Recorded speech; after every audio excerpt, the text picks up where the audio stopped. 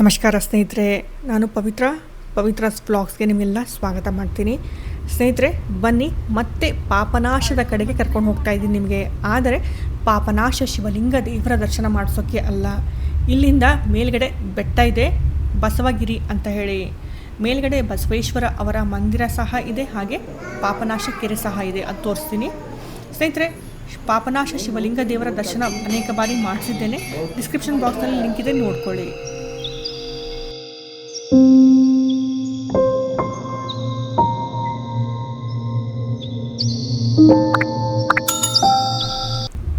ಸ್ನೇಹಿತರೆ, ನೀವು ಬೀದರ್ನವರಾದರೆ ಪಾಪನಾಶಕ್ಕೆ ಖಂಡಿತ ಬಂದಿರ್ತೀರ.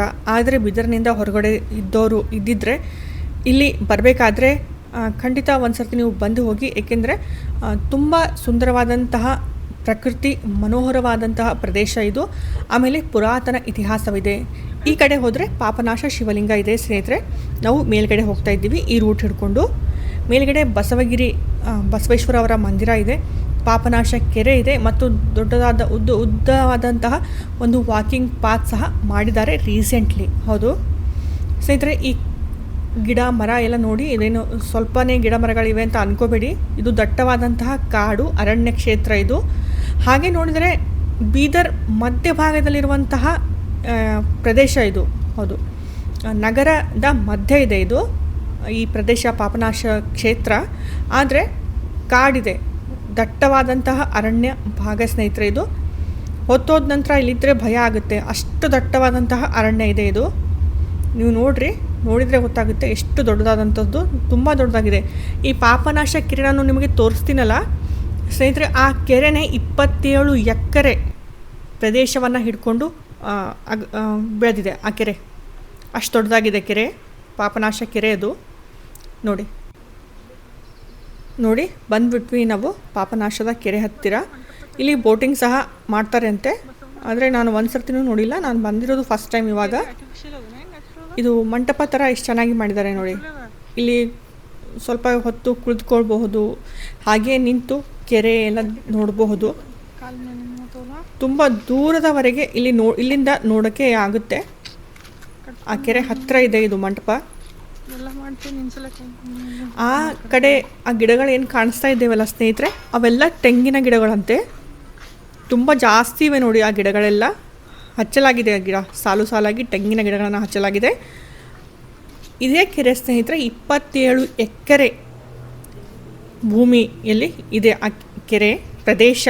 ಆ ಪೂರ್ತಿ ಪ್ರದೇಶ ಏನಿದೆ ಅಲ್ಲ, 27 ಎಕರೆ ಭೂಮಿಯನ್ನು ಅದು ಆವರಿಸ್ಕೊಂಡಿದೆ ಅಂತೆ ಆ ಕೆರೆ. ಪ್ರಕೃತಿದತ್ತವಾದಂತಹ ಕೆರೆ ಇದು. ಮೇಲ್ಗಡೆ ಈ ಮಂಟಪಂಗೆ ಎಷ್ಟು ಚೆನ್ನಾಗಿ ಮಾಡಿದ್ದಾರೆ ನೋಡಿ,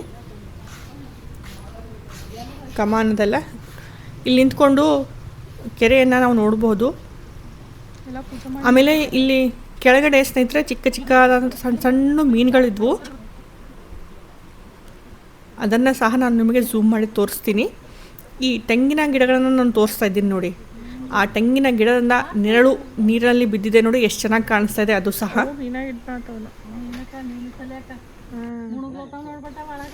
ಸ್ನೇಹಿತರೆ, ಇಲ್ಲಿ ಬರೋಂತಹ ಆ ದಟ್ಟವಾದ ಅರಣ್ಯ ಭಾಗ ಎಲ್ಲ ಅರಣ್ಯ ಇಲಾಖೆಗೆ ಸೇರಿರೋದು. ಇದು ಫಾರೆಸ್ಟ್ ಡಿಪಾರ್ಟ್ಮೆಂಟ್ನ ಏರಿಯಾದಲ್ಲೇ ಬರೋಂತಹ ಸ್ಥಳ ಇದೆಲ್ಲ, ಈ ಕಾಡು ಸ್ನೇಹಿತರೆ.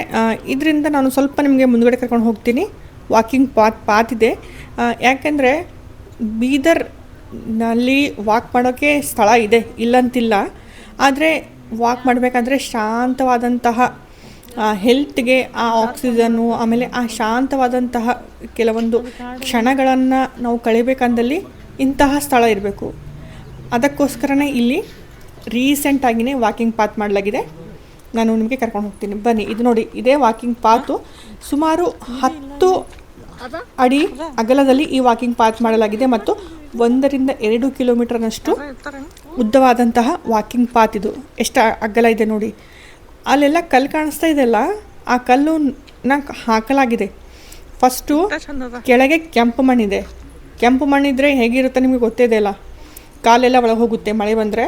ಅದಕ್ಕೋಸ್ಕರ ಫಸ್ಟು ದಪ್ಪವಾದಂತಹ ಕಾಂಕ್ರೀಟ್ನ ಬೆಡ್ ಹಾಕಲಾಗಿದೆ. ಆ ನಂತರ ಈ ಕಲ್ಲುಗಳನ್ನು ಹಾಕಿ ಸಿಮೆಂಟ್ನಿಂದ ಅಟ್ಯಾಚ್ ಮಾಡಲಾಗಿದೆ. ಆ ವಾಕಿಂಗ್ ಪಾತ್ಗೆ ತುಂಬ ಚೆನ್ನಾಗಿ ಮಾಡಿದ್ದಾರೆ ನೋಡಿ.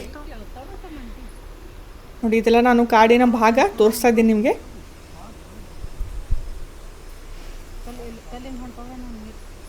ಸರಿಯದಲ್ಲ,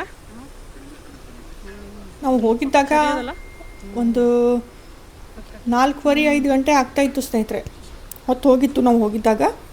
ಆದರೂ ಸ್ವಲ್ಪ ಜನ ಇದ್ದಿದ್ದರು. ಅಂದರೆ ಶಾಂತವಾದ ಸ್ಥಳ ಸ್ನೇಹಿತರೆ, ವಾಕ್ ಮಾಡಬಹುದು, ಇಲ್ಲಿ ಸ್ವಲ್ಪ ಓಡಾಡಬಹುದು. ಆದರೆ ಒಬ್ಬರು ಬರೋಂಗಿಲ್ಲ, ಒಂದು ಇಬ್ಬರು ಮೂಗರು ಅಥವಾ ಇಬ್ಬರು ಬಂದ್ರೂ ಓಕೆ. ಯಾಕೆಂದರೆ ಇವಾಗ ಸಮಯ ಸರಿ ಇಲ್ಲ ಅಂತ ನಂಗೆ ಅನಿಸುತ್ತೆ. ಯಾಕೆಂದರೆ ಇಂಥ ಸ್ಥಳಗಳೆಲ್ಲ ಒಬ್ಬರು ಓಡಾಡಬಾರ್ದು ಅಂತ ನನ್ನ ಅನಿಸಿಕೆ.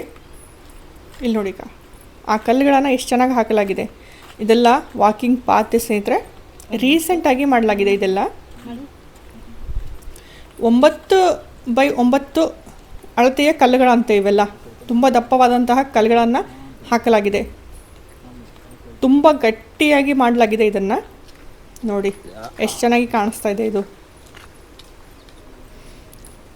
ಇದು ಪಾಪನಾಶ ಕೆರೆಯ ಭಾಗದಲ್ಲೇ ಬರುತ್ತೆ. ಪಾಪನಾಶದ ಕೆರೆ ಸ್ನೇಹಿತರೆ ಇದೆ ಇದು. ಓಕೆ ಸ್ನೇಹಿತರೆ, ಈ ವ್ಲಾಗ್ ಇಷ್ಟ ಆದಲ್ಲಿ ಖಂಡಿತ ಶೇರ್ ಮಾಡಿ, ಲೈಕ್ ಮಾಡಿ, ಮತ್ತು ಸ್ವಲ್ಪ ನಿಂತ್ಕೊಳ್ಳಿ, ಹೋಗಬೇಡಿ ಸ್ನೇಹಿತರೆ. ಮುಂದೆ ಬಸವಗಿರಿ ಮೇಲ್ಗಡೆ ಇನ್ನೂ ಹೋಗ್ತೀನಿ ನಾನು. ಅಲ್ಲಿಂದ ಬಸವೇಶ್ವರ ಅವರ ಮಂದಿರ ಇದೆ, ಅದು ತೋರಿಸ್ತೀನಿ. ಅಲ್ಲಿ ಮೇಲ್ಗಡೆ ಇನ್ನೂ ಎಷ್ಟು ಚೆನ್ನಾಗಿದೆ ಪ್ರಕೃತಿ, ಅದು ಕೂಡ ನೋಡೋಣ ನಾವು. ನಾನು ತೋರಿಸ್ತೀನಿ ನಿಮಗೆ.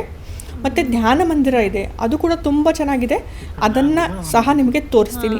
ನೋಡಿ ನಾವು ಮೇಲ್ಗಡೆ ಹೋಗ್ತಾ ಇದ್ದೀವಿ. ನೆಕ್ಸ್ಟ್ ವ್ಲಾಗು ಬಸವಗಿರಿ ಬೆಟ್ಟದ ತೋರಿಸ್ತೀನಿ. ಓಕೆ ಸ್ನೇಹಿತರೆ, ಈ ವ್ಲಾಗ್ ಇಷ್ಟ ಆದಲ್ಲಿ ಖಂಡಿತ ಶೇರ್ ಮಾಡಿ, ಸಬ್ಸ್ಕ್ರೈಬ್ ಮಾಡ್ಕೊಳ್ಳಿ, ಲೈಕ್ ಕೊಡೋ ಮನಸ್ಸಿದ್ರೆ ಲೈಕ್ ಕೊಡಿ. ಧನ್ಯವಾದ ಸ್ನೇಹಿತರೆ, ನಮಸ್ಕಾರ.